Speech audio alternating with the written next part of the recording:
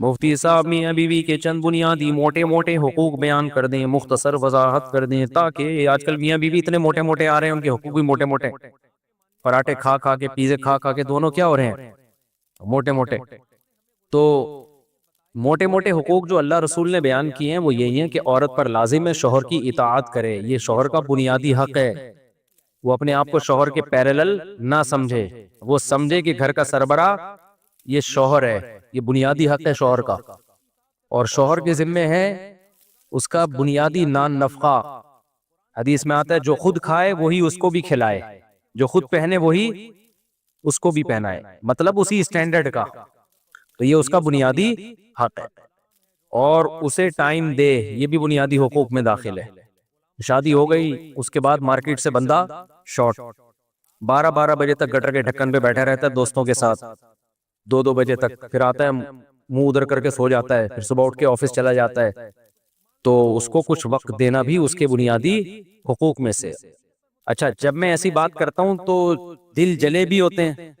جب میں نے بیان میں بات کی نا بیوی کے حقوق کی، تو کچھ دل جلے شوہروں کے غلط کمنٹس آ رہے ہوتے ہیں۔ جب بیان میں بات کی ہے شوہر کے حقوق کی، کل دل جلی بیویوں کے غلط کمنٹس آ رہے ہوتے ہیں۔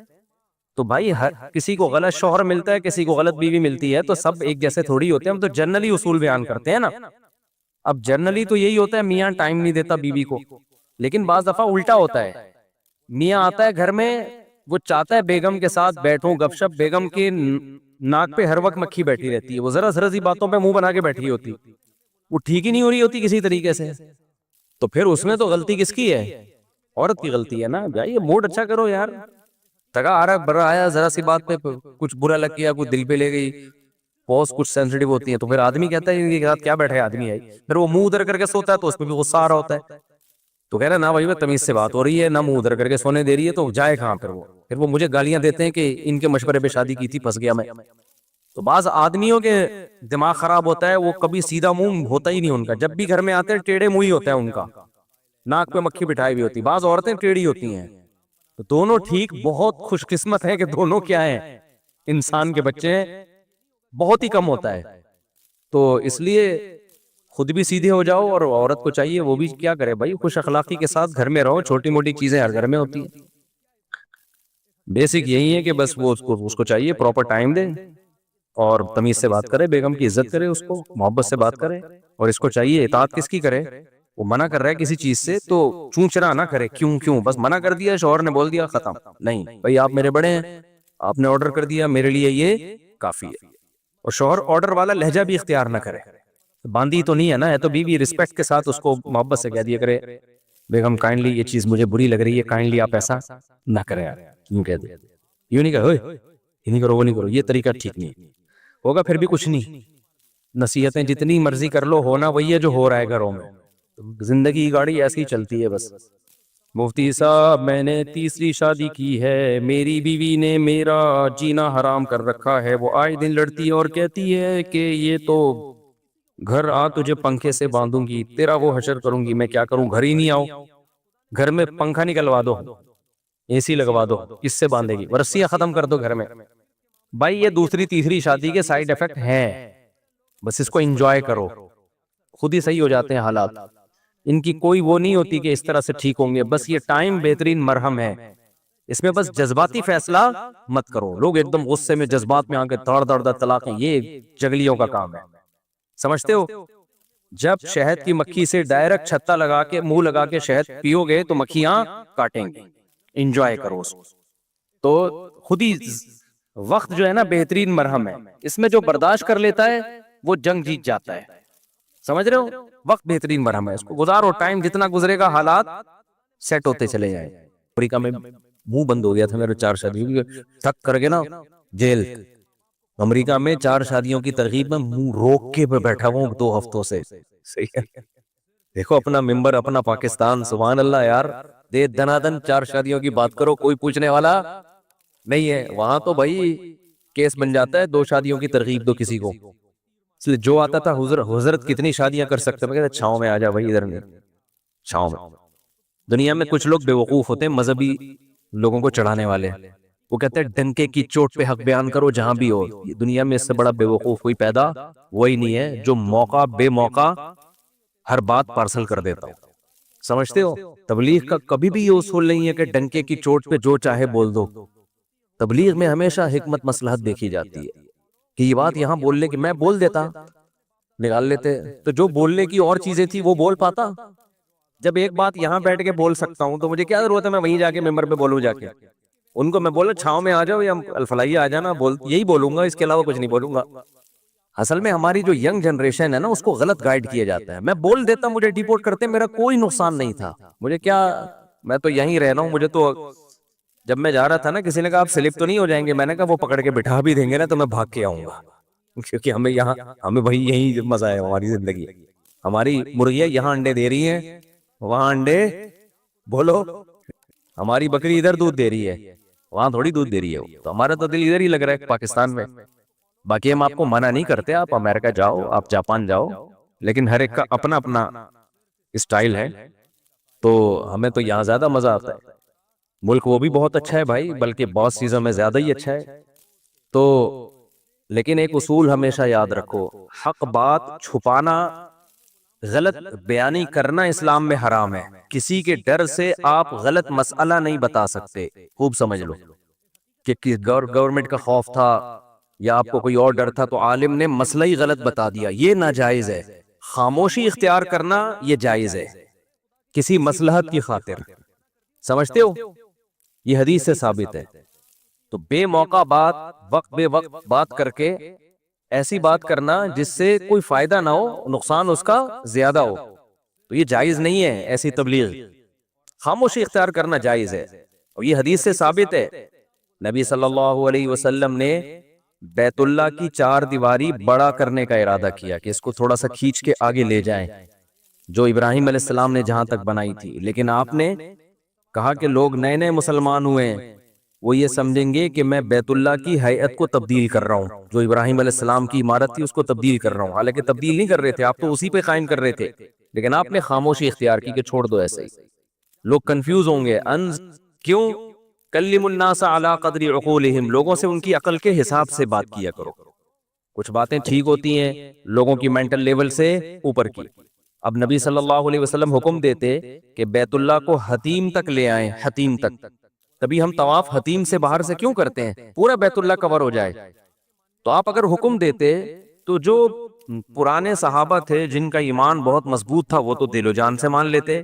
جو نئے نئے لوگ مسلمان ہو رہے تھے، ابھی اسلام پر ان کو 100% اطمینان نہیں تھا، وہ شک میں پڑ جاتے کہ بھئی یہ تو صدیوں سے جو کعبہ چلا آ رہا ہے اسی کو کیا کر رہے ہیں؟ چینج.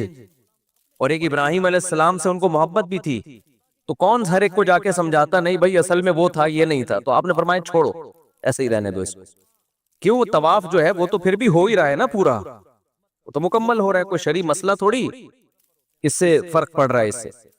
آج تبلیغ میں اس بات کا لوگ خیال نہیں کرتے کون سی بات کدھر کہنے کی ہے اور کون سی بات میں کہاں خاموش رہنا. آپ باپ کو تبلیغ کرنا شروع کر دو، ابا یہ کیا کرو، ابا یہ کیا کرو، ابا کو غصہ آ رہا ہے تو کیا کہا جائے گا؟ بھائی آپ چپ ہو جاؤ. باپ کو تبلیغ کرنا اس اسٹائل میں آپ کے ذمے نہیں ہے. اب وہ کہے میں حق کو بیان کروں گا چاہے کچھ بھی ہو، ٹنکے کی چوٹ پہ بیان کروں گا، تو ٹنکے کی چوٹ پہ تیرا سر پہ چوٹ لگے گی، تیرے ابا کا ڈنڈا لگے گا، اس کے بعد تو کچھ بیان کرنے کے قابل نہیں رہے گا. سمجھتے ہو؟ ہاں، اس میں یہ ضرور ہے کہ مصلحت میں اور بزدلی میں تھوڑا سا فرق ہے. بعض دفعہ بزدلی کی وجہ سے انسان خاموش ہوتا ہے، اس کو مصلحت کا نام دے رہا ہوتا ہے، اور بعض دفعہ مصلحت کی وجہ سے خاموش ہو رہا ہوتا ہے. لوگ جو اس سے دشمن ہیں وہ اس کو بزدلی کا نام دے رہے ہوتے ہیں. دونوں میں بڑا فرق ہے. سمجھتے ہو؟ بزدلی کی بیس پہ خاموش رہنے کی اجازت نہیں ہے، مصلحت کی بیس پہ خاموش رہنے کی اجازت ہے. بزدل کا مطلب ڈرتا ہے کہ میرے ساتھ یہ نہ ہو جائے، میرے ساتھ یہ نہ ہو جائے، مجھے یوں نہ کر دیا جائے، مجھے یوں نہ. یہ تو جائز نہیں ہے. ایک ہے مصلحت کہ جو کام آپ کر سکتے ہیں اس سے بھی محروم ہو جاؤ گے تو اس سے نقصان دین کو ہوگا. جیسے نبی صلی اللہ علیہ وسلم اگر حکم دیتے کہ نہیں بھئی دیوار کو بڑھا دو، ہم کسی سے نہیں ڈرتے. بھائی بات ڈرنے کی نہیں ہے.